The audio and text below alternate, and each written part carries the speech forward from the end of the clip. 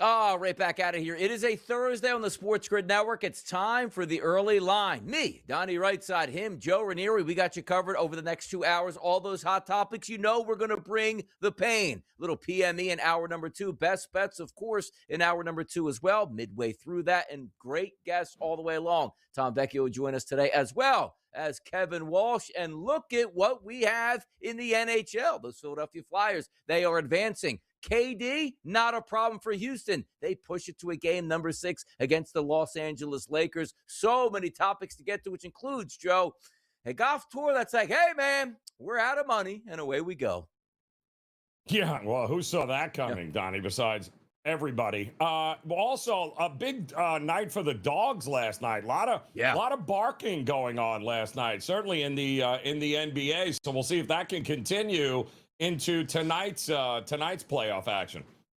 Absolutely. Maybe the Sixers can push a game number 7 against those Boston Celtics, but at this time in the morning, you know the drill, people. Get that cup of coffee, extra caffeination. It's on its way, Joe. Give me that topic of the day.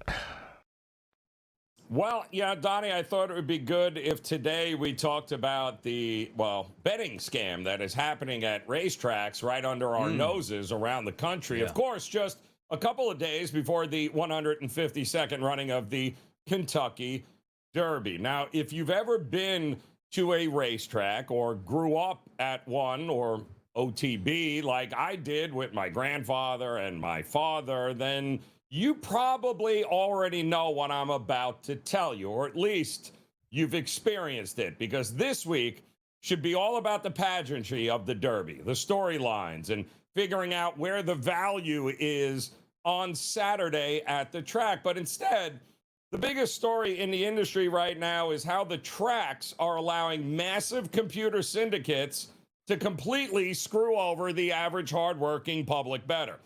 Now, here's the little dirty secret that the racing industry does not want you to know. They allow computer-assisted wagering, or CAW, groups to dump thousands of algorithmic bets into a pari-mutuel pool at the absolute last possible millisecond before they leave the gate. So this, of course, means that if you had a horse at 6-1, and all of a sudden you look at the board and it says it's 3-2, and you're going, what just happened? There's your answer. We are talking about the odds plummeting after the gates have already opened. And in the year 2026, where every single sports book in America has massive regulations and red flags to protect the integrity of the market, horse racing is perfectly fine in letting these computer nerds rig the game. Why? Because the tracks are desperate. The total betting handle has plummeted by over 50% since the early 2000s. So instead of fixing the actual product to bring fans back to the sport, the tracks are bending the knee to these syndicates. They are actively giving these computer groups massive rebates on their bets, rebates that, well, Donnie, you and I will never see anytime we place a wager. It is a mathematically unlevel playing field. They are giving the guys with the algorithms a financial head start before the horses even leave the paddock. And it's gotten so bad that some of the sharpest horse handicappers in the world, and guys that I know personally, are literally having nothing to do with the sport anymore. In fact, many of them are cutting their best bets by nearly 80% because they know what's going to happen. They are openly admitting that they have to spend more time trying to guess what the computers are going to do than actually handicapping the horses themselves. Outside of New York and California trying to do something about this, the rest of the tracks in the country, including this weekend there at Churchill, are completely asleep at the wheel. Major tracks are just sitting on their hands, letting the public bettors get slaughtered at the window. And if the sport doesn't wake up, Donnie, and realize that they are driving away the actual lifeblood of this industry, eventually, well, it's just going to be computers betting against computers and absolutely nobody in the grandstands. Exactly. And why the Joe's pointing out what the track's actually like is, wait a second, they're flooding the market, but that's more money in there for the purses, which means we make more money and we'll let the public absolutely get filleted because of that. Just to put it in layman's terms, imagine you on Super Bowl Sunday, I don't know, take the Eagles at -3.5 against the Kansas City Chiefs. By the time the kickoff, you now realize you have -8.5 out of nowhere. Like, wait a second, I thought I had a good price. Now it's way worse. Stop the madness, man. Something has to change. And again, for the good of the game, as we like to say, Joe. Great topic to get us started off here on a Thursday. The early lineup starts in Philadelphia, overtime last night. Understand this, Joe. I'm an old man. I watched all 3 periods, shut it off before overtime went, woke up in the middle of the night, checked my boys, had won the game on a Cam York goal, 1-0. The second shutout in that series for Dan Vladar. The Flyers moving on. Keystone Cops, those Penguins, they're out of here, Joe. Yeah, they absolutely are, Donnie. Philadelphia does it. They advance. Kudos to them. Listen, it didn't feel like anybody was going to score all night in that game, Donnie. I mean, there were some good opportunities by both teams. The goaltenders were fantastic, but it only took one in overtime to get it done. And Philadelphia and the home crowd, Donnie, they went out of their mind, by the way. Great celebration. And by the way, we'll get back to it as well, but the Philadelphia Flyers going up against the Carolina Hurricanes. Look, the Penguins are probably the worst team in the playoffs here. This one might not be so much fun, but the Flyers into the second round will certainly take it. Live Golf, they need a second round, Joe, a second round of financing that's not coming to help them out. We heard the rumblings a couple weeks ago. Oh, no, and they put on a happy face. No. We are fully funded to the end of the year. Not so fast, Joe. The Saudis are like, we're out.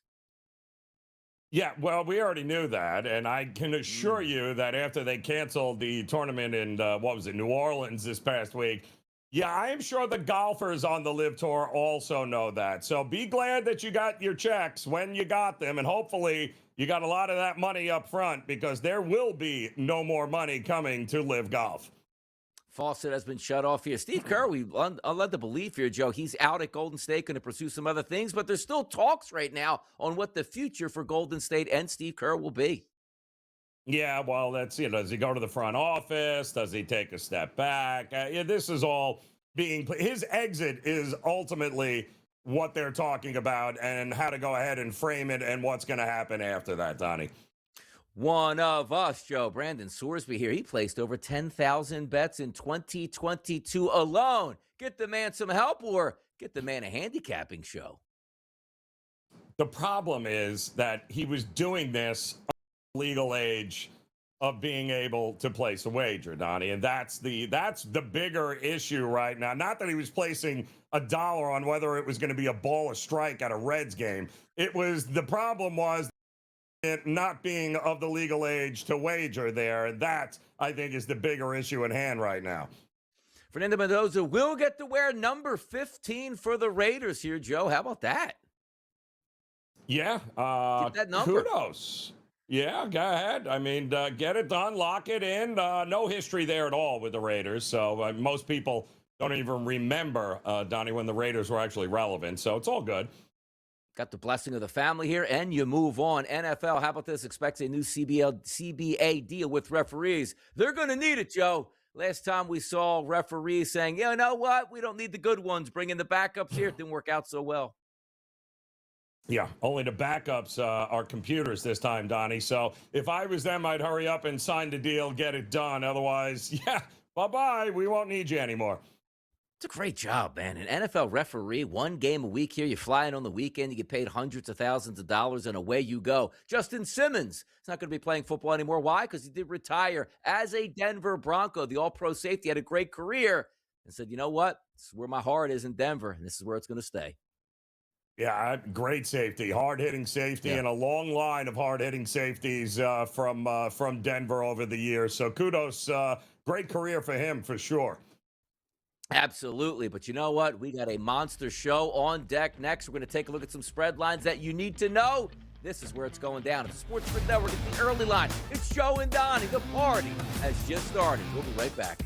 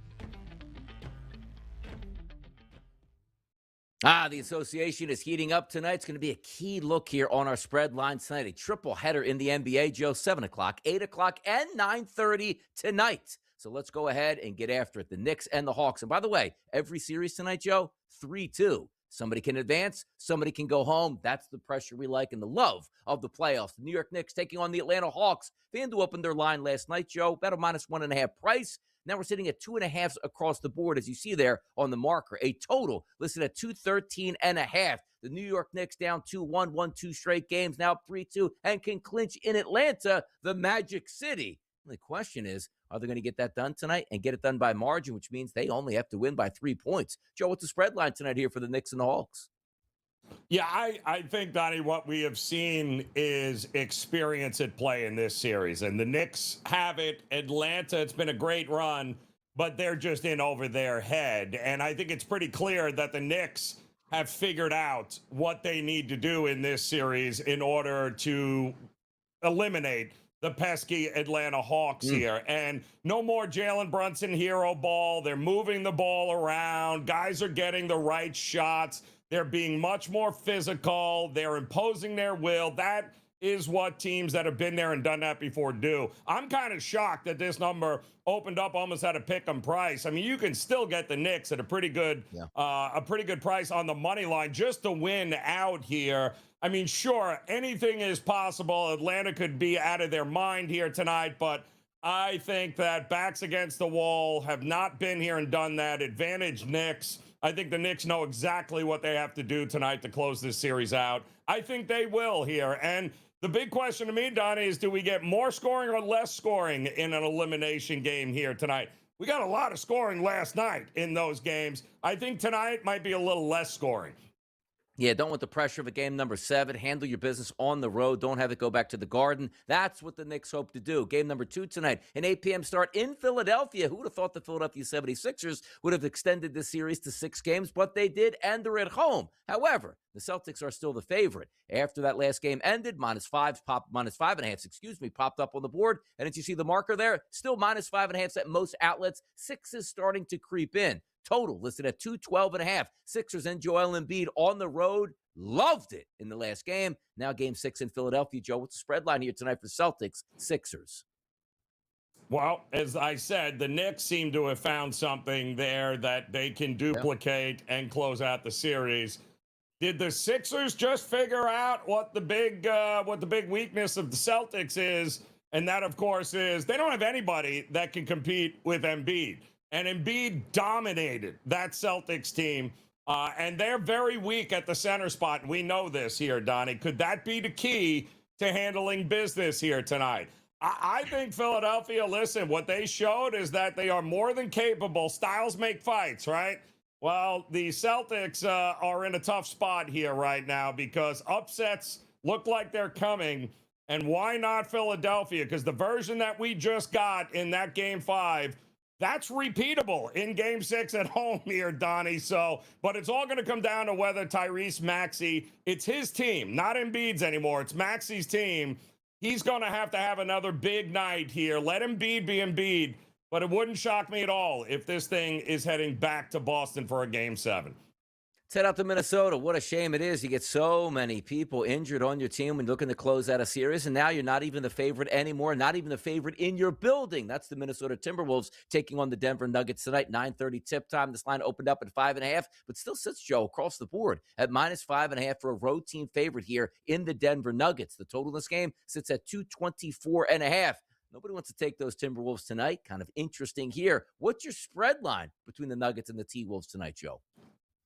Again, another one of these experience matters. But like in any great heavyweight fight, right, Donnie, when you have a champion on the ropes, you need to finish him. And Minnesota, unfortunately, because of losing their entire starting backcourt there in DiVincenzo and Anthony Edwards, they're not the same team. They're not even remotely close to the same team. And in the meantime, you've given Denver life, and you've given them a chance to catch their second wind. And that's not a good sign here from Minnesota. I actually thought this number, and it's starting to creep up a little bit. Sixes are popping up in the marketplace right now. The total is also starting to rise, given what we've seen from these two teams in this series. That's not surprising, Donnie. but I would be shocked that this is not going back to Denver for a game 7 here. It's just too much to ask for a team. You just lost your entire starting backcourt. It's hard to overcome that in these spots against this team. So Denver, certainly, I think that line will be rising.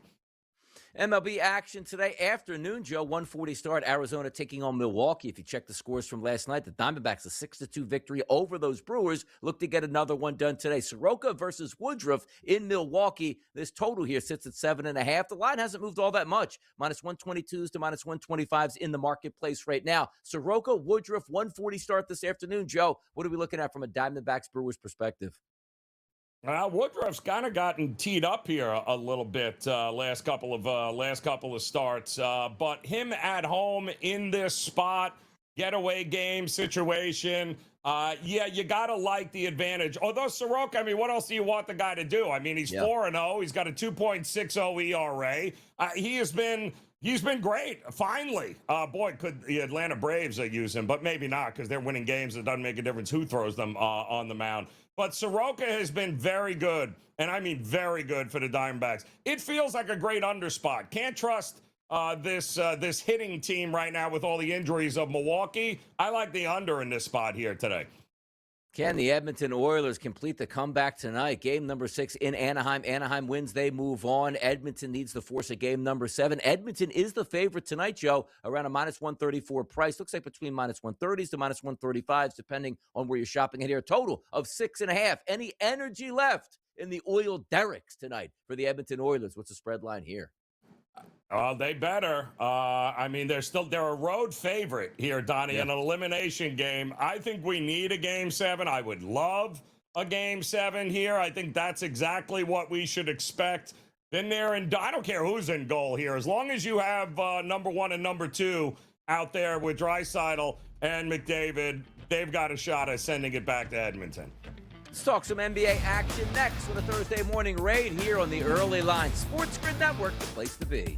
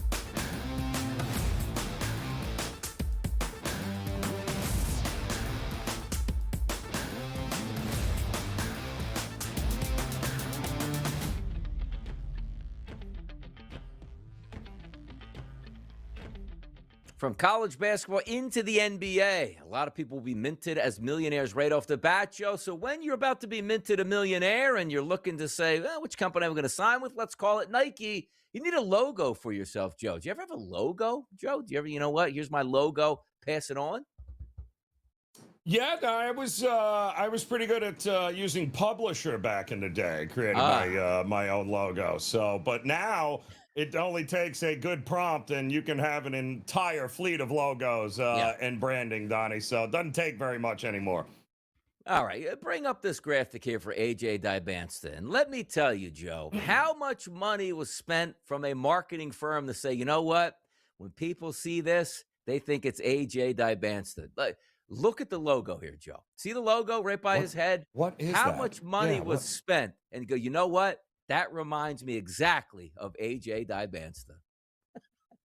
I'm sure it has some sort of personal meaning to him, but Starfish? that's not going to translate, except I'm going to think that maybe what is that like? Does he play for the Cowboys? Is that like, what does he want to play? Is that his fate? Like, what is that exactly, Donnie? What does it even represent? I'm not sure. Yeah, you know, like when the Washington Commanders like change their logo or the uniforms, they have like an explanation of here's why there's a point on the top of the star. Here's why there's a point on the bottom of the star. If you could look closely, it looks like there is an A, and then if you flip it around, it could be a J. Like, we need an explanation, but also fire the person. Like, you know what? I got the perfect logo. And AJ's like, dude, that is awesome. I'd be like, okay, looks like a starfish, and away we go at this point. But hey, the guy's going to get millions of dollars. They gave him his logo. There it is. We'll see how long it lasts. I'll tell you this. Most people getting upset, Joe, with the expansion of the NCAA tournament, adding a couple more teams. It's going to make the regular season insignificant. Not so fast, people. You want to head to Vegas? You want to head there on Thanksgiving Eve? You're going to get UConn and Duke. That's a rematch of the Elite Eight game from this year, the Brotherhood versus UConn. Yeah, listen, there is, and I got to hand it to a lot of the top teams. The early conference games and the tournaments might be some of the best basketball that people don't realize is going on, because football is also going on at the same time, Donnie. But this is where you learn a little something about your teams here. That has nothing to do with the fact that you're still going to allow a 500 team into the conference tournament that is not going to beat anybody but themselves and is just should not be there in any way, shape, or form. It's like giving everyone a trophy, Donnie. Everybody gets in, and yeah, that waters down the product. Here's an issue of trust, Joe, in the NBA. Now, understand this. Humans always make decisions based on, you know what? My coaches would always tell me, Joe, do the right thing when nobody's looking. Like, that's how you should live your life. Like, hey, nobody's looking. There's a candy bar here. Should I take it? Nobody will ever know. But you know you took that here. How about this story? Atlanta, a former Hawks accounting executive, Lester T. Jones Jr., the key accounting executive, has been sentenced to 3 years and 5 months in prison for embezzling $3.7 million from the NBA team through fraudulent expense reimbursement. And it goes on to say, jewelry, apparel, watches, trips for himself. But here's the problem. See what it was, Joe? An accounting executive. He's basically the guy they probably hand the receipts into, and he makes the decisions. Yep, that's good, that's good. When it gets to his, you just throw it in there, something fraudulent. Who's going to catch me? I'm the one doing all the accounting at this point. Can't trust some people, Joe. Tough scene out there. Yeah, well, the problem is he wasn't a very good accountant, Donnie, because had he had been, they would have never found that trail and would have never been able to put it back to him. But listen, a story as old as time, right, Donnie? Yeah. Greed, temptation, can't do it. We've seen it in the NFL. I think there was a guy in Jacksonville did the same thing, was ripping it. How do you not miss how long does it take you to miss $3 million in these places, Donnie, is what I want to know. I'm telling you, like, moving it around. You get that company card. It's like, it starts with, Joe, you treat yourself to little Five Guys when you're not supposed to. Then you're at the mall. Let me get a couple pairs of jeans. Nobody's looking. And then it turns into, well, I'm going to go to, the Hawaiian Islands here and just have a great vacation. Oh, nobody saw that. Well, I'm going to buy a Bentley today. Whoa, nobody saw that. Come on, just goes right up in order. How about this, though? We talk about one organization that's angry that an accounting executive here is stealing money. Now they're saying Tom Dundon's like, nobody's getting paid anywhere. How about this? This reminds me of the old Raiders over Al Davis. It's like, we're not going to pay you anything, and you'll like to be the head coach. Thiago Splitter's like, look, I'm just trying to do a good job. We made the playoffs, and the owner's basically telling you, You want a regular salary. That's not here. Next coach comes in, let it be known he's barely going to get paid anything at all. What's this guy doing with Portland? This guy is Man. You know, a lot of guys like this, Donnie. We've all come across them, these guys on power trips, owns the company, thinks he can treat people like, you know what? Good luck with that, Portland. Good luck. Openly telling people you're not going to get paid market rate. Great way to run a business. We'll be right back after the break. More hot topics on the way.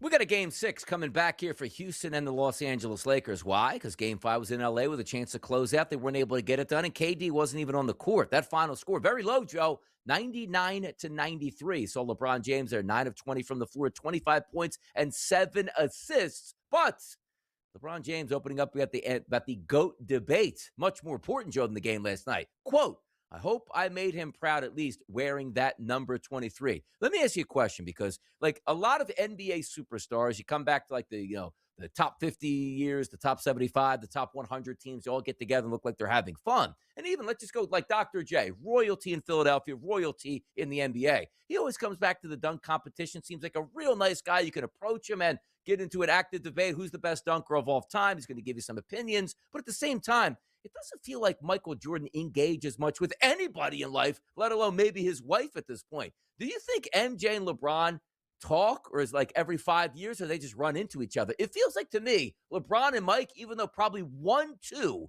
either direction of the all-time greats, I feel they should be closer, and I feel like they don't talk. Do I have the right vibe on that? Well, yeah. I mean, listen, very few people talk to Michael Jordan. He don't like anybody unless he's taking your money out on the golf course. So, yeah, he is a level of competitor that is just over the top. I mean, it's not even close. But I do think it was interesting because, listen, there is, Jordan appears to be that guy when he puts a X through your name, you're done. Ask Isaiah Thomas and anybody from the Detroit Pistons about how much he talks to them. That's it. Like, he wants nothing to do with you. I thought it was interesting that Michael Wilbon came out yesterday and said that if you think there's some sort of riff here between Jordan and LeBron, you're out of your mind, because he says that Jordan approached him back in about 2010 in the playoffs when, LeBron was losing more than he was winning championships, and told him to take it easy on LeBron. So apparently LeBron, listen, he's got no resentment. I think Michael in his mind knows who the GOAT is, that he will always be the GOAT. But I think he does have a bit of a soft spot for LeBron, but he'll never show it. That's the problem, Donnie. By the way, he's got to be a tough friend to be around because he's so competitive at every single thing that he does, and will let you know and keep being abrasive that entire day. But that's what made him the greatest assassin of all time as an NBA player. It's that attitude, and he still carries it with him to this day. You see how much fun he has now in NASCAR? Like, who gets competitive about NASCAR and motorcycle riding in this? It's Michael Jordan. That's what he does here at this point. But it's just interesting to hear him, like, you know what? Hopefully they do get together. The two greatest players probably in NBA history. But also, let's hear from the coaches from last night as we're setting up a game number 6 back in Houston. I do think we had 2 of those turnovers where we get a stop and we throw the ball ahead out of bounds. Those are the kind of the ones that you wish you had back. But, the turnovers, they come in all shapes and sizes. And, it's about limiting them, and you certainly have to give your guys freedom to make basketball plays. I would say in general, though, turnovers of aggression are okay. Turnovers of passivity are not. And there was that one key moment late where LeBron goes down to make the layup to cut it to 3, and you kind of scream at Reed to go get the ball. And Reed gets it, steps up and hits the midi, and then gets a steal in the layup. What kind of stood out to you about that moment? Yeah, he was demonstrative. Him and our men were kind of trading turns between those two, and how they defend one guy is different than the other. And I know a little more conventional on Reed, and he can get to his spots as long as he sets up and creates a little separation, and then Alfie sets a good screen. He can get to his rise up or the pocket will open. And so love the fact that he got the ball, handled the pressure, obviously made a big shot, but just want those guys to be comfortable under the pressure and getting the ball and dictating what we get. NBA, Joe, giving us 3 games tonight, all with 3-2 series. And again, you just heard from both of those coaches. They're headed back for a game number 6, also in a 3-2 series here. And we'll see if that happens and see if they advance. But let's keep it moving at this point right now. Philadelphia 76ers, we know they're going to play tonight with the Celtics, but we're going to save that for another time, Joe, because I want to talk about some topics that I love to have fun with in Major League Baseball. And even outside of Major League Baseball, you always take a look like Father Time always wins. Well, how do you extend Father Time and sort of give it the stiff arm a little bit? Check out this story, Joe. Alexi Ramirez tested positive for anabolic steroids at the World Baseball Classic. I skipped over a key number here. 4 anabolic steroids that he had. The 44-year-old set the record for the oldest player in WBC history and also the most lubed up player in Major League Baseball / WBC history. 4 of them, Joe. Well, let it be known, like 44 years old, how are you still playing baseball? Well, there's your answer, Donnie. It is, better living through chemistry, apparently, and that's exactly it here. I mean, this guy is just jamming needles here at 44 years old so he can set the record for being the oldest guy ever to participate in the World Baseball Classic. Hats off to him, man. Kudos. Way to make a point. Way to get involved at 44. You got to love it.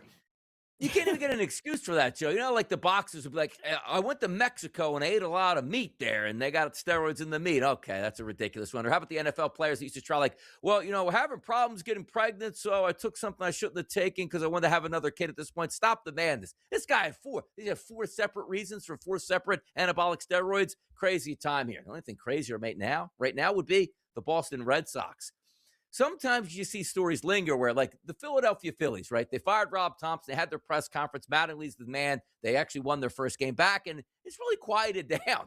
This story seems to be burning just like the Vrabel story out there in New England as well. The firings of Red Sox manager Alex Cora and his most experienced coaches shocked the baseball world. But to those familiar with the inner workings of Craig Breslow's baseball operations department, the heavy-handed treatment did not come as a surprise. Doesn't sound like you're going to be longed for a job unless you win a World Series in the next, 18 months. Yeah, well, and how are you going to do that when your number 1 starter, Crochet, is now on the IL with shoulder problems? Pain. So, yeah, it has gone from bad to worse. Again, Donnie, Cora's Pain. reaction, the entire coaching staff's reaction after it happened with the idea of guys smiling and happy, it must have been brutal working for this guy here. It's my way or the high. He's the smartest guy in the room, knows more than anybody. We'll see how much longer he has a job when it's all said and done. And shame on Henry for allowing it to get to that point and for not stepping in and seeing what's going on here. That's on him as well. And also, when you just listen around baseball, like most people are shocked by this. And Alex Cora, like you have the Philadelphia Phillies calling him up like the day he was fired. Hey, man, you want to come manage our team? Like he is a sought-after guy. And also, like the emails to the organization thanking everyone. He's a well-liked guy in that building. And by all accounts, a really good manager. Now, sometimes, Joe, like change is good. This change, I don't think, is really good. Like, let's go. Philadelphia Eagles, Andy Reid, right? 12, 13 years in Philadelphia. It just wasn't working out. Stumbled a little bit down the stretch. They let him go. Immediately goes to Kansas City. What's Kansas City does? Do have the greatest stretch they've ever had, multiple world championships. What did the Eagles do? 2 world championships in that time frame as well. Sometimes it does work out, but it just seems maybe short-sighted at this point where, yeah, he wasn't the answer, but at the same time, come on, man. This guy's going to get a job anywhere he wants and have the pick of it. And you talk about Garrett Crochet.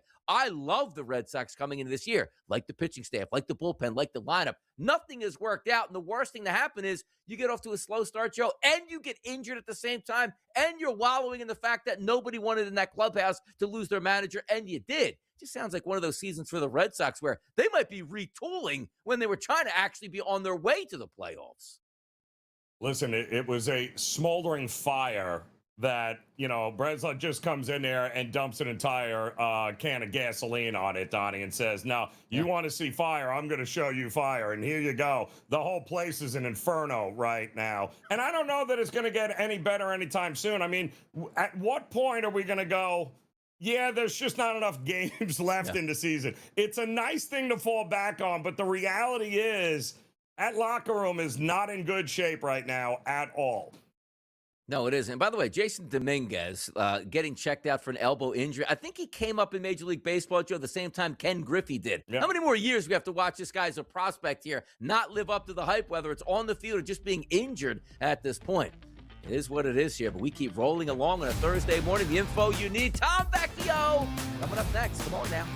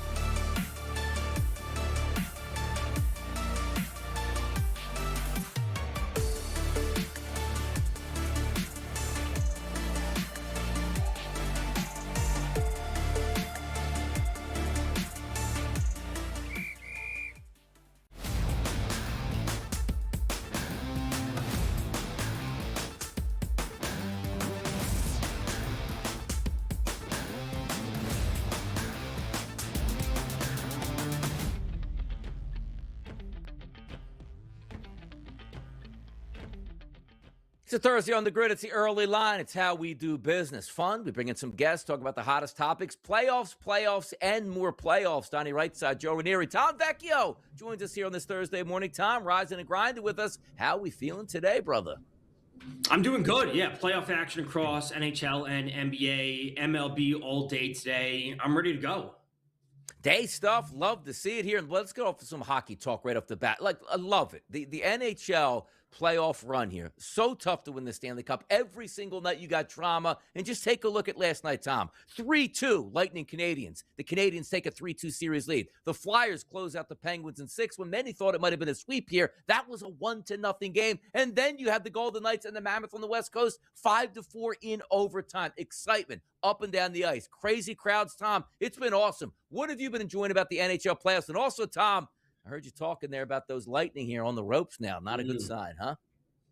No, I have a small preseason future on the Lightning. That's not looking so great right now. But what's great to see is, we're seeing, I want to say slightly of a changing of the guard. We're seeing the Flyers, a younger team, get into the playoffs. The Ducks, Utah, all these teams that are traditionally not there or haven't been over the past few years are stepping up, and they're in good spots. Now, Utah's up against it. The Ducks are in control of things. The Flyers advance. But it's good to see the combination of the teams that we know have been there, along with the Sabres, this, a newer team in the playoffs. But it's good to see this combination and the newer fan bases really get involved. How many game sevens are we getting here in round one, Tom, you think? How many legit are we getting? Because we should get a lot of them, you would think. But, I mean, what's realistic? I would say one at this point is what I'm truly thinking. I think it just comes down to Minnesota-Dallas. I think Dallas takes care of business and they force a game 7. The Avs would love that. They would love to see, get a few more days rest, see those teams beat each other up. The Ducks and the Oilers tonight, I think that's the toss-up. If the Oilers can really come out on fire as they did the other night, that's the only thing that would force a game 7. I have a specific angle for Ducks Oilers if we want to get into that. FanDuel offers a team-based shot market. So if you're not talking about players, it is a team market. And you can do team money line, you can do a team spread. Right now, the Oilers are minus 102 for team shots on goal. The Ducks are minus 125.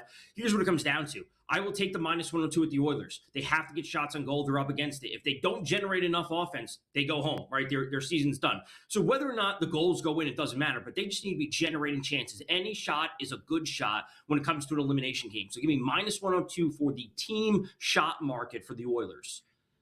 Major League Baseball today, Tom, as you stated, a lot of afternoon games. Love to see that here. Still cooler temperatures here in the Northeast and a couple of doubleheaders. You're going to have one in San Francisco and Philadelphia and also one with Houston and Baltimore. So if we're looking at some of these games and starts today, I want to start. I don't know if you have anything on this one, Tom, but Detroit and Atlanta, really interesting how well Atlanta's playing this season. Valdez on the mound against Elder, 12-15. Any approaches for you today, Tom, in that Detroit-Atlanta game or any other game that you're looking to pick on today? Frankly, I would look towards the over, the scoring for Detroit and Atlanta, because Valdez has not been great. Bryce Elder's not a good pitcher. I know he's been getting good results, but he's just not a good pitcher overall. And it's one of the best hitting environments that we have in the slate between Atlanta and Sacramento today. It's really cool temperatures outside of there. So I don't mind some run scoring there. I could see backing the Braves just because I think their offense is a little bit better right now. Overall, they just have a lot more top-end talent. Listen, the home run potential is certainly there for the Tigers when Torkelson, Green, and Kerry Carpenter get rolling, but I just like what Atlanta's doing right now. Yeah. Kind of hard not to. We do have, how do you approach it, Tom? Because we do have a couple of rainouts from yesterday, a couple of double headers in the future here. I just feel like Baltimore and Houston, with the pitchers that are set to go in both of these games, we're probably getting runs here. But how do you approach these double headers? Yeah, I would definitely say runs, especially with Chris Bassett on the mound, who's terrible, and I'm not sure why he still has a job in the MLB. But I generally think that teams don't get swept in double headers, right? Because we're dealing with watered down bullpens, the lineup's a little bit weaker. So as long as you're getting good odds, like I'm seeing plus 100 for the Astros at minus 118. The next game's lined up at minus 108, minus 126. We're talking about close to even money on both. I play one team on one and then the other team on the other. I just don't think the teams get swept. I specifically like Yordan Alvarez in the first game going up against Bassett. He's minus 113 for 2+ total bases. Bassett's terrible. Yordan is legitimate MVP candidate. Let's get over to New York, Tom, because I want to have a question or a conversation with you about this. 110 start, Washington's going to take on New York. Washington clubbed the New York Mets yesterday, and all intents and purposes, you just look at the record and say you are what your record says you are, which is a really bad baseball team. But then you look at today. I don't like Miles Michaelis as a starting pitcher here, but the New York Mets are favored at most outlets, minus 200 or higher. When you see that and say, well, the Mets can't get out of their own way, but we've been around the block handicapping. It's about pitcher versus pitcher and the expectations for that day. What do you think when you see the Mets as like a minus 200 favorite? Is it something that you handicap and say, you know what, it's a bad baseball team, kind of fluky early in the season and move on? Or is there actually value in the Mets, even though they're a minus 200 and basically a bad baseball team? I can't bet on the Mets at minus 200. Yeah. I think the Mets, when I'm looking at this game, I'd be like, okay, this game probably presents a really interesting in-game opportunity. Because if you can get the Mets closer to even money, I will take an even money or minus 115 kind of line against Michaelis, who's terrible. Like, he's a bad pitcher. He's been bad for years at this point. But I'm not laying minus 210, just simply betting on Freddie Peralta. Then he's like, okay, you could go to first five. You could go to first five minus half a run. Like, hey, you're still looking at like minus 170 in some of those circumstances. Like, I'm not putting that on Freddie Peralta because he could give up one run, and the Mets offense is inept right now. And you could lose that even though Freddie Peralta gives up one run over 5 innings, pitching great. I can't do that. I just got to ask, did you have the Dodgers losing 2 of 3 to the Marlins? The fish. I'm just curious, did you have that? Because already here we are laying $2.50, $3 with the Dodgers. Not the best way to go here, Tom. No, they lost 2 of 4 against the Rockies, if I remember correctly, 2 of 3 against the Giants, and now 2 of 3 against the Marlins. And, I got to say, this is what I've said coming into the season for a couple of years now against the Dodgers. Like, you got to be willing to take stands when the lines are just egregious. When Yamamoto or Ohtani or Glassdown or when Blake Snell, when he comes back, when he's on the mound, they're not going to win all those games. I've said they're not going to sweep the Rockies and go 15-0 against the Rockies. So, looking at series prices, which you can bet on before the series start to say, oh, this team's going to X amount of games in a 3 or 4 game series, that you got to be willing to take some shots at plus 170 and not lay minus 250. Absolutely. Yep. By the way, Tom, 3 games in the association tonight. Any looks between those games for you tonight? Just going to be sitting back, relaxing on them. I want to see all unders tonight. We had that Detroit Magic game that was like 93-87. I love those playoff games. Yeah, what Tom really was saying, he wants the Philadelphia 76ers to force a game 7 against those Boston Celtics. Tom, thanks for joining us. We'll talk soon. The show rolls on next after this short break.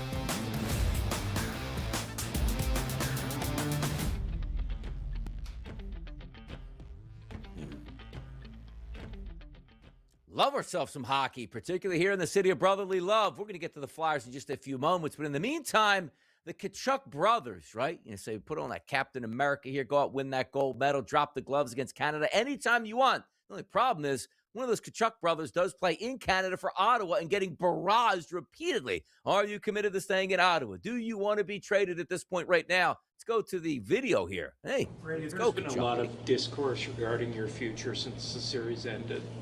What is that a discussion you plan to have with Steve Staios this summer? Or? Well, I mean, of course, I wasn't here for, everybody's meetings and the other day, and so I haven't had the chance to talk to Steve. But I mean, I feel like I've answered this hundreds of times that none of that. I feel like I've never shown. I've never said. None of those things ever came out of my mouth, and quite honestly, it's just getting frustrating. It's becoming a distraction, and because I have been fully committed to this team, to the city, and it's just becoming a distraction, frustrating to deal with. Sounds like he wants to play in the United States, Joe. It's what I'm getting at Brady Kachuk right there. Yeah, it'd probably come down and play with his brother. Who we can? It's all gonna happen here at some point, and they'll roll out the red carpet here in Florida for him. But listen, the guy is. I get it. Ottawa's got to do whatever they got to do to try and hold some of that core that they got going on here. I thought it was a great season for them. There's limitations to it, but I think they're in a good spot. But you're going to have to open the checkbook. That's the bottom line. I always get a kick out of this, too, because he's such a polarizing athlete because he is basically like Team USA, and their single goal is to take down Canada, but he does play in Canada. But we don't have the same animosity in the United States. It's like, hey, like Sidney Crosby should never be allowed in Pittsburgh and booed on the ice by his own fans at this point. He does get sort of that extra spotlight on him because of how the Olympics went down and what are you looking to do? He can be that ultimate villain. Like, yeah, you know what? I'm going to go to the Rangers, the Flyers, or whoever in the United States. And every time I come back to Canada, make it known that I like to play in the United States. It's fun. He's a great player, but it is interesting where Canada, they love their hockey. They just want commitments out of their stars. Like, you better tell me you love playing in Ottawa and denounce the United States and that gold medal, and we'll be more than happy to have you here. We'll see what happens if he does get traded. If he doesn't, great player in hockey. By the way, only 26 years old. You feel like, man, he's been around the block such a long time already. Only 26. Let's get out to the Seattle Kraken because, as most people say, buy that real estate, Joe. If I were to tell you, like, hey, you know what, we're going to build 2 hockey rinks here. I'm like, okay, we'll get a little public financing together. It should be simple. How about a $60 million privately financed 2-rink ice complex in Kirkland? Now, what I understand this, Joe, is I didn't read the article, but does that mean, yeah, we're going to put 2 hockey rinks in there, but we're going to have office buildings, casinos? Like, what goes into $60 million for 2 ice rinks? Yeah, that's a fantastic question there, Donnie. And who's footing that bill exactly there? That's a lot of rink, man. I mean, that's an awful lot of rink there for that price. My goodness. By the way, Joe, set to open in the fall of 2027. It'll help meet growing demand for ice time under a 34-year $1 lease, man. Boy, if you have, I tell you, if you are rich That's and you crazy. have money, the government just loves to give you money back at this point here. Imagine you go, hey, Joe, I'm going to build a nice house down there in Jupiter, Florida. By the way, it's only $1 in property taxes for the next 34 years. Congratulations. It's basically what they're getting at this point right now. Vezina Trophy finalist, Joe. Did you know? Sorokin, Swayman, and Vasilevsky. Where's Vladar? What a robbery, Joe. What a robbery. That is kind of robbery, highway robbery there, Donnie. But listen, can't go wrong with all 3 of those guys, right? Yeah. Certainly worthy of it here. But it's Vasilevsky not living up to that, that nomination right now in this spot. I'll tell you that.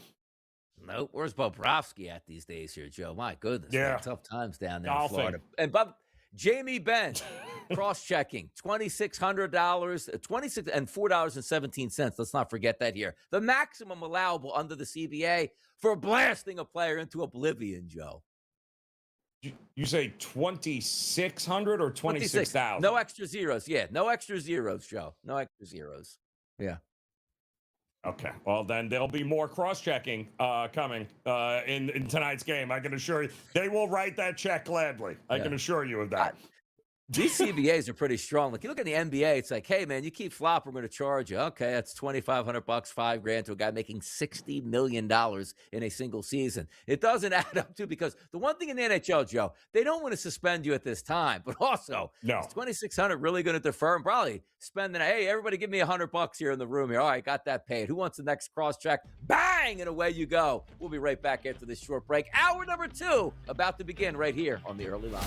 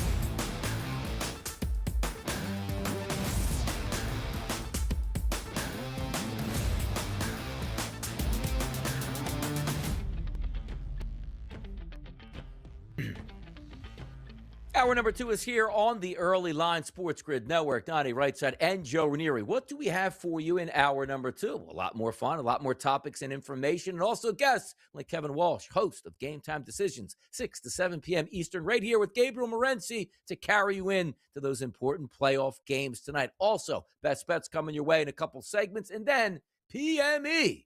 Different way to invest your money here. Find some of those angles that you love and cash out and get paid, Joe. Topics, they don't stop. Hour number 2 is here. The people, they need the information, and they will get it. They're going to get it, Donnie, because there's a lot riding on the line here as we wind down, round 1 in both playoffs of the NBA and the NHL. Got a lot of afternoon baseball, a couple of double headers, so there's a lot going on here today. Why do we like the playoffs, Joe? We like games 1, games 2, games 3, yes. But once you get to game 4 and on, typically there is elimination on the line. Save your season or go home that night. It's fantastic stuff. And let's get to the early lineup because a team went home last night. That was the Pittsburgh Penguins. And now we're going to hear from Rick Tocchet post-game last night after the win. Franchise's first playoff series victory in 14 years.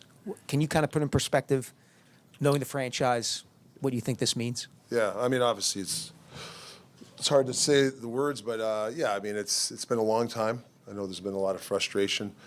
Really, obviously I'm happy for the guys. I mean, right since training camp, the guys have done a hell of a job. Before I even started, I mean, the Penguins, hell of a series. I thought they played great tonight. I think like you said, they weren't going to die. And I thought that we hung in there. and all that sort of stuff. But for winning this, it's huge for the young guys. I mean, this is development. To play 19, 20-year-olds and 21 in this kind of pace, playing against a Sidney Crosby, this atmosphere, overtime, tense, when things aren't going our way, how they're learning. So this is huge development for these young guys to taste it. So I'm really proud of the young guys of hanging in there for us.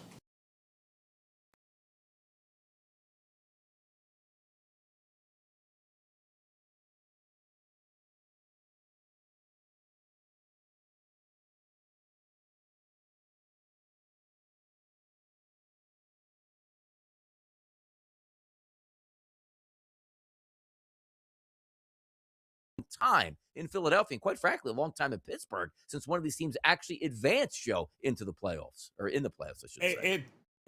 What's old is new again, right, Donnie? Because this was one of the greatest rivalries for a long time, and now another generation, of hockey fans got to experience, and hopefully, listen, we'll be talking a lot more about Pittsburgh and Philadelphia in the postseason moving forward.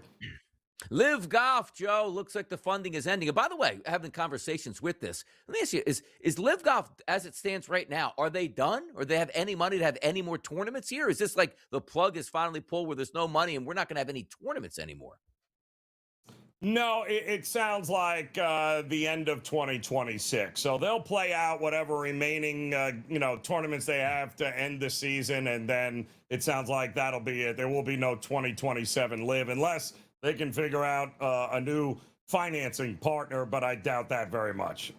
Yeah, that's not happening. Like the tour has been a disaster financially for those players, not because they got paid a lot of money, but for the groups that are putting money in. You eventually want to see a return on investment, not an absolute hemorrhage here. But also, Joe, we see these topics coming around because there are some superstars on the Live Golf Tour that would like to go back to the PGA Tour, and the animosity that is there. Do I read this completely wrong? Because every time I see it on social media or I think about it, I go, them coming back, like Rory McIlroy said, the biggest hug for John Rahm and Bryson DeChambeau. And there should be a statue for Phil Mickelson, who took all the arrows for making those backdoor deals enough to have Live Golf even come onto the scene. Because we joked about it many times. The PGA Tour, all of a sudden, overnight, when Live Golf was all of a sudden the thing, was like, oh, all right, hundreds of millions and more in actual payments here due to purses, more elevated competition here. And also, at the end of the season, massive bonuses for the players that move the needle that were never there. Why would the PGA Tour players be pissed at the guys who left to Live where they don't want them to come back to the PGA Tour? I don't understand it. There should be high fives all around because everybody got paid more.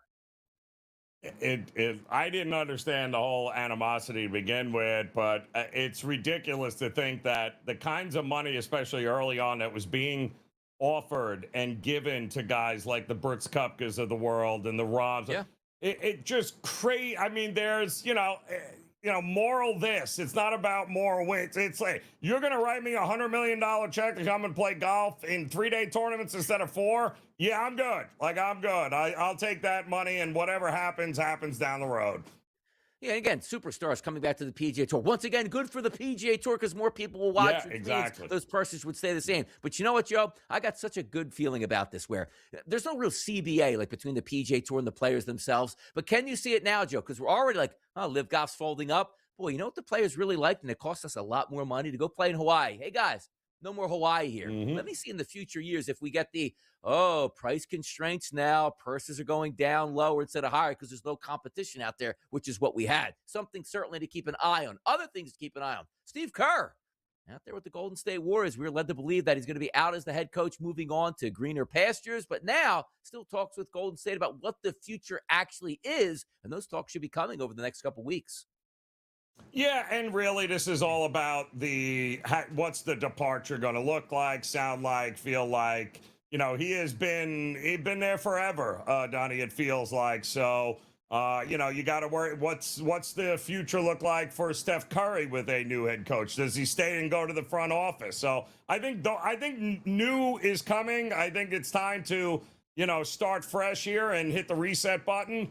And I don't think that includes signing Steve Kerr for another, 3 to 5 years. I think now's the time to do it. How about Brendan Sorsby? What's his future going to look like? Not his future wagers, Joe, his future on the field.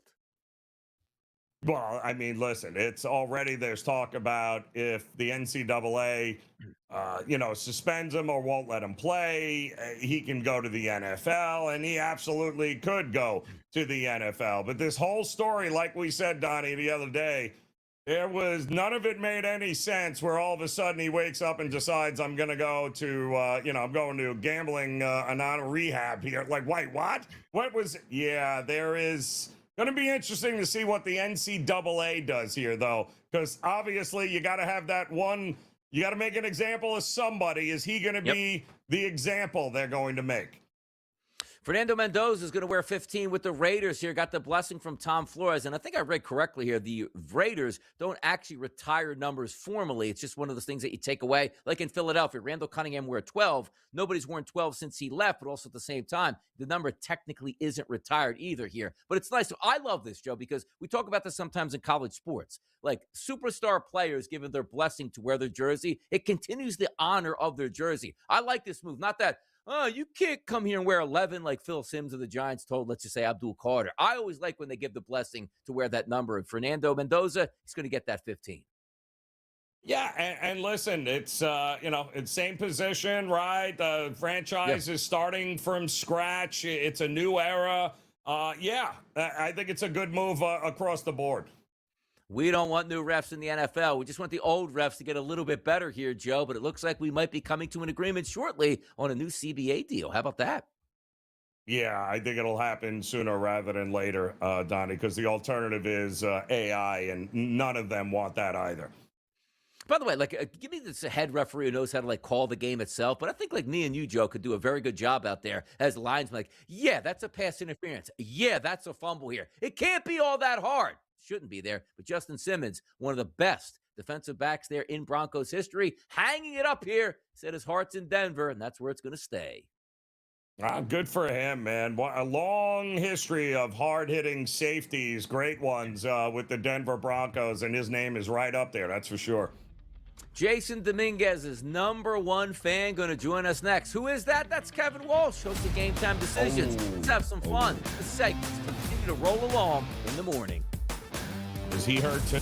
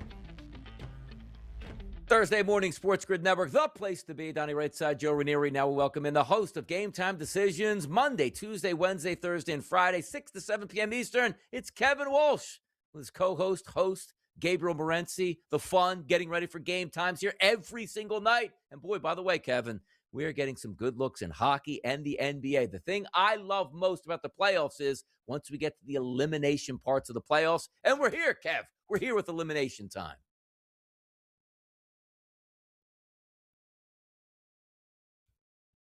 We were. Now, these series are going long in the association's opening round. Love to see it at this point. And by the way, like last night, I picked the wrong public fade. My team won the game. The Pistons laid the 9.5. They only won by 7. The other public fades last night, Raptors got the cover as well as the Rockets with an outright victory here. So let's get started. Lakers and Rockets. We had you on yesterday. I think most people thought the Lakers would be able to close that out. No, Kevin Durant, you don't want to go back for game 6, but here we are now in a low-scoring tussle, and we are getting a game 6 back there in Houston between them and the Lakers. Yeah, I think you don't want to sometimes make everything about the three-point shot, but that entire game was about the three-point shot. I just pulled up, there were 7 game 5s, right? The Lakers are the only team to play a game 5 and not make at least 10 three-point shots because it's 2026 and everybody makes 10 three-point shots. They made 7. Houston made 14. To give, again, making 14 isn't crazy. A bunch of teams make 14. They only scored 99 points. 90. For reference, Denver made 11 threes the other night against Minnesota and scored 125. The Detroit Pistons only made 10 threes against the Magic and scored 116. So the Rockets doubled the Lakers up from beyond the arc, only won the game by 6. I think it's a frustrating loss for the Lakers, 100%. I'm sure there is a little bit of, oh gosh, this can't be happening across bettors and players and coaches and fans. But really, that game came down to, by far and away, the best Rockets three-point performance, by far and away the Lakers' worst three-point performance. And that game's going to look like that if those two things are true every single time. The 15, some of the worst turnovers I have seen. I mean, that was the, they've only lost 2 games at home, Kev, since February. And I didn't even recognize what we were watching there. And thank goodness for the free throw shooting for Reeves. He does change, I think, the ceiling offensively for the Lakers. How much faith do you have after what you saw last night, though? Because he did look a little rusty. He did. I agree with you. I ended up playing Reeves props, and it's weird because he kind of flew over, and he played 34 minutes. But every single time, like, there was a stoppage in play, I was checking over if somebody was subbing in for him because he was like, I can't. Like, he's not 100%, but boy, does he help to have him out there. It was just a situation where the Lakers offensively, they were also passing up on a lot of threes. Like, Rui Hachimura thought it was 2007. It was pump faking on open threes for step-in 20-foot two-point shots. I didn't understand that. If Luke Kennard can't shoot, Luke Kennard really can't play. LeBron went 0 for 6 from beyond the arc. And again, you only make 7. So I actually think the Lakers win game 6. I'm not surprised that they're a dog. I'm a little surprised at the size of underdog they are. I think that was 3.5. That's like an 8-point move over, across home court advantages, which feels a little steep. So that's one of the things that's kind of caught my eye early. Let's take a look at the games tonight, Kevin. You got 3 of them, 7 o'clock, 8 o'clock, and 9:30. And how about this? The road team is favored on all 3 of those games. Knicks are the favorites here. The Celtics are the favorites, and the Denver Nuggets here. So let's start between the Knicks and the Hawks. Knicks were down 2-1 in this series, Kevin. Now the 3-2 series lead on the road, looking to close out the Hawks. 2.5-point line tonight. Can Atlanta force a game number 7 back in the Garden? I'm curious if Atlanta's offense is going to show up at any point in this series. Again, these postseasons, these series have all been long, so you kind of get a little bit of something out of everyone. And yet Atlanta has scored 102, 98, 97 in their losses, 107 and 109 in their wins. This was a group who was averaging well over 120 points per game. Post All-Star break, it felt like during that big-time winning streak. So I'm curious if this Hawks offense has anything, because it does feel like the Knicks offensively have really unlocked something with Cat dictating a lot, getting the ball to Brunson in just some more favorable areas there. That total at 213.5, I'm just wondering if it's that low because they think Atlanta's live, but Atlanta can't score that much. That total looks a little light to me. I mean, I asked earlier about some of the NHL games to Tom.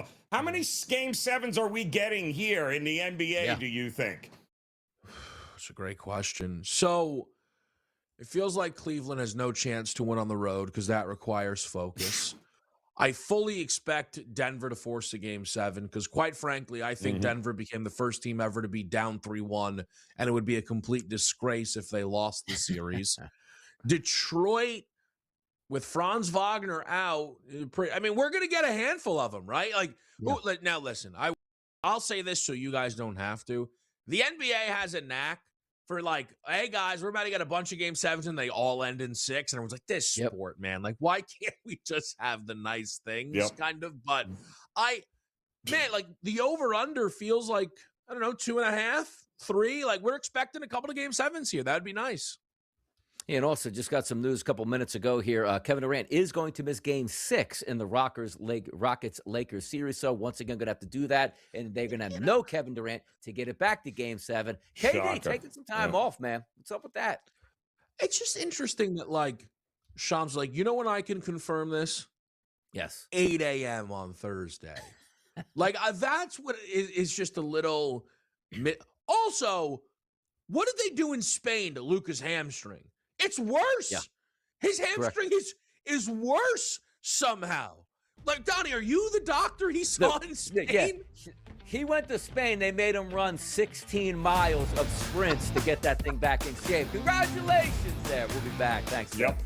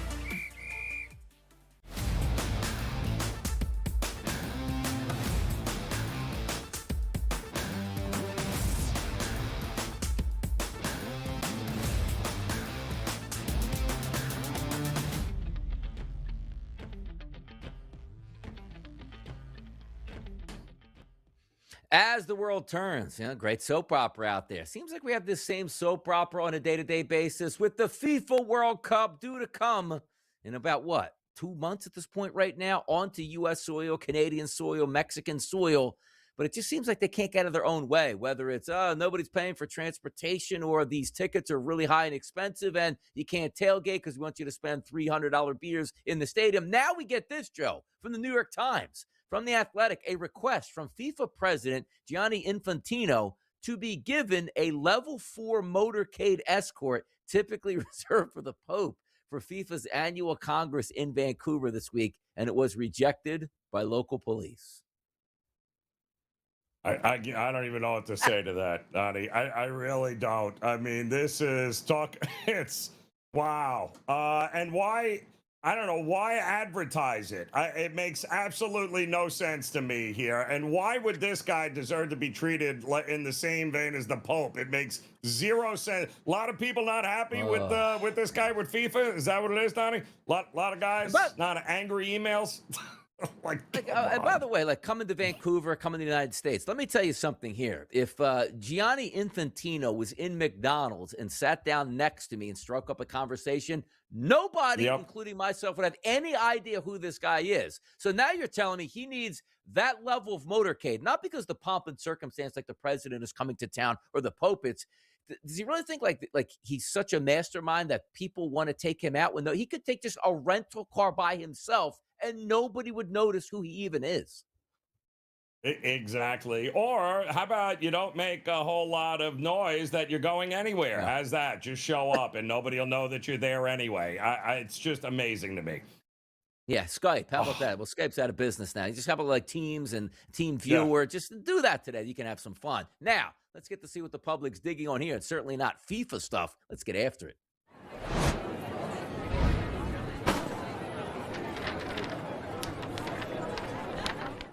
Hot topic here, Joe. We asked the public, simple question. Should the PGA reinstate current live golfers back onto the tour? Now, look at this.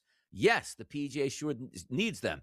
No, I'm not sure. I'm not sure. And no, and I don't really care. By the way, shout out to 26%. They don't really care at this point. But no, the PGA does need them. More superstars playing on a week-to-week basis is better for the sport, Joe. Simple answer. The public's there. I'm backing the public. Yeah, I mean, listen, there's only a handful of guys that are going to move the needle one way or the other. Yeah. I mean, DeChambeau and Rahm are guys. I mean, whether Dustin Johnson ever comes back or not, he's already done. So, yeah. I mean, there's only a handful of guys that would make it interesting, at least in the early going. So, yeah, once it folds, I am sure it'll be water under the bridge and everyone will forgive and forget and move on. Forgive, forget, move on, keep the ratings high. We'll see what happens, and we'll see how much longer Live Golf is even around for. But it's time, Joe, for some best bets on a Thursday. Here's bye.